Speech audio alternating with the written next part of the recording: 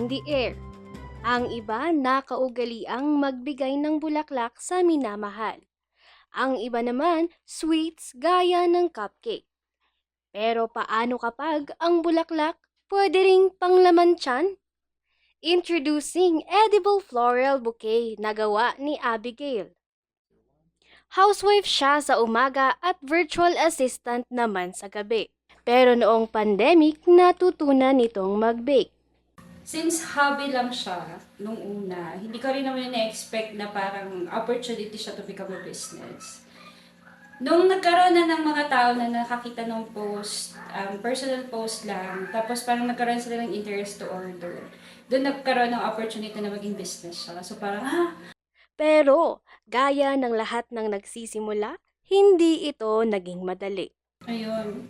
One of the struggles would be yung, ano, bumili ng ingredients. I mean, hindi siya mura. So, mahal ang ingredients ng baking, to be honest. And yung sumali din sa mga baking school, nanay ako, tapos ako rin yung nagsusupport sa family namin. I don't have that extra money to send myself to baking school.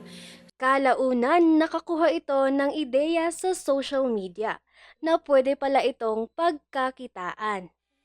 Ngayong Valentine's Day, ang kanyang naisip na pakulo, gumawa ng edible floral bouquet.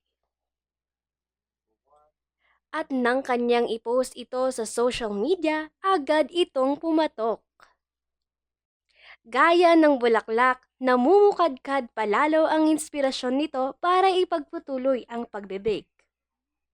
Mayroong sunflower, dahlia, rose, succulent at iba pa. I do get support a lot from my partner na, ayun, maintain yung household namin. Since as a VA, privilege din tayong kumita ng mas malaki compared to local rate dito sa Baguio.